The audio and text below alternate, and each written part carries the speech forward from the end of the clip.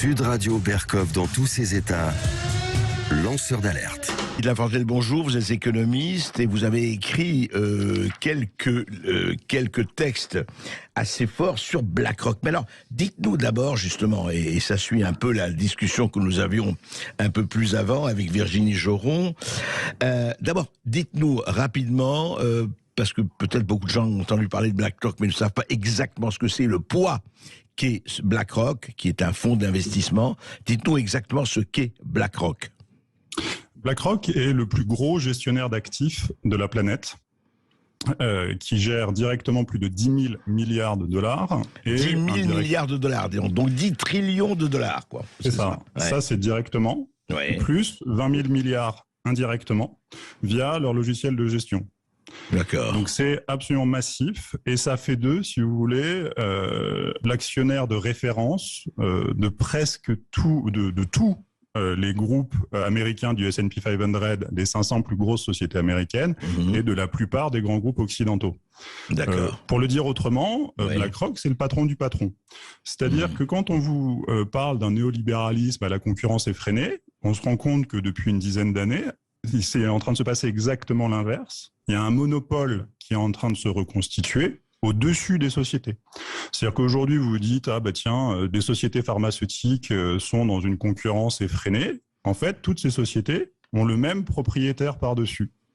Et du coup, vous avez tout un monopole. Parce que BlackRock est vraiment propriétaire, ou il est simplement actionnaire dans telle ou telle société?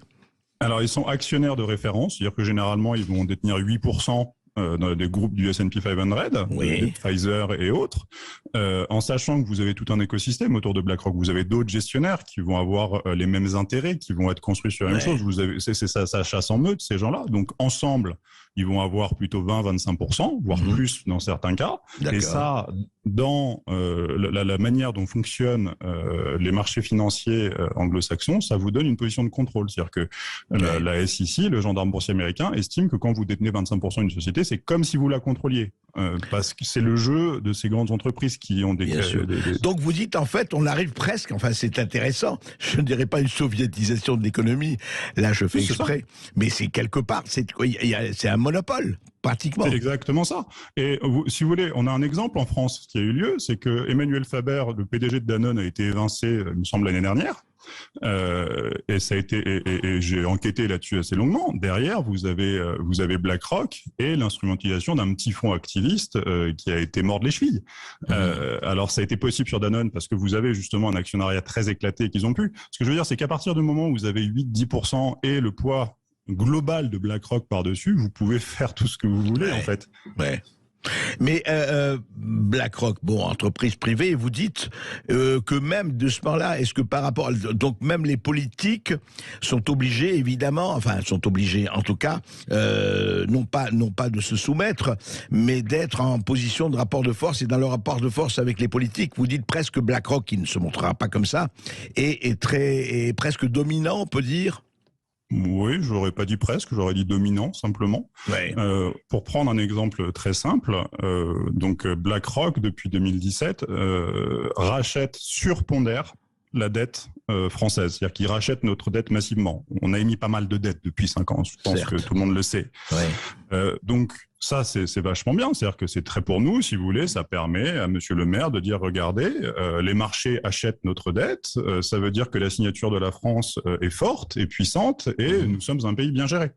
Mais si demain, ils revendent toutes ces dettes qu'ils ont rachetées, ils peuvent nous faire plonger extrêmement rapidement. BlackRock est aussi très influent à Bruxelles, et je vous rappelle que c'est eux qui définissent avec Bruxelles les politiques d'investissement vert.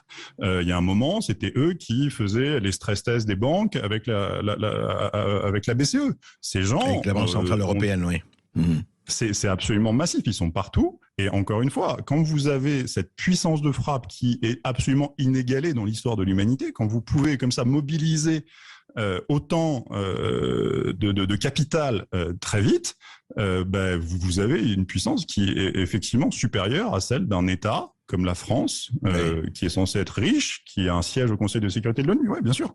Mais alors, à ce moment-là, est-ce que ça veut dire, mais on peut dire aussi, enfin, pour faire non pas l'avocat de BlackRock, mais pour expliciter, oui, mais eux n'ont pas intérêt à semer le chaos, ils vont toujours essayer de défendre les États, ils vont essayer évidemment, tout en veillant à leurs intérêts et au retour sur investissement. Mais est-ce que la tentation, je dirais, de peser politiquement n'est-elle pas contrebalancée chez eux par la tentation de dire, écoutez, équilibrons, ils n'ont aucun intérêt au chaos?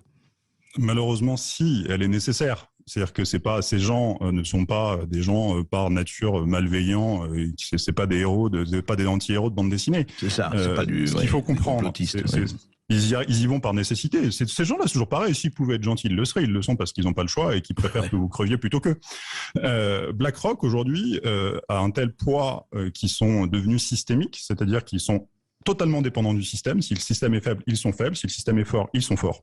Dans quel système est-ce qu'on vit? On vit dans un système néolibéral fondé sur la dette. Et cette dette, aujourd'hui, rend nos économies ingérable. Tout le monde le sait. On a eu cette discussion après 2008. Il faudrait aujourd'hui gérer cette histoire de dette. On sait très bien qu'on ne pourra jamais la rembourser. Il y a un calcul de coin de table absolument évident. Bruno Le Maire peut vous dire l'inverse, c'est pas possible. Et surtout, le gros problème, c'est que quand vous émettez de la dette, vous émettez de la monnaie. Et quand vous émettez de la monnaie, davantage que vous ne créez de richesse, la monnaie, c'est jamais qu'une représentation de richesse. Si vous émettez plus de monnaie que vous ne créez de richesse, vous faites un transfert. C'est-à-dire que celui qui reçoit la monnaie va recevoir de la richesse réelle par rapport à celui qui n'en reçoit pas. Ça s'appelle un effet Cantillon, on connaît ça très très bien. Et ça veut dire que plus vous émettez, plus vous créez d'inégalités. Vous arrivez à un stade aujourd'hui qui devient insupportable. Qu'est-ce que ça veut dire? C'est créer ces inégalités. C'est que quand vous faites la valeur ajoutée d'une économie, en France, la valeur ajoutée de l'économie française, elle se répartit grossièrement entre deux postes, le capital et le travail. En 1980, vous avez 75% de la valeur ajoutée qui va au salaire et 25% qui va au capital. Aujourd'hui, vous êtes à 40-60.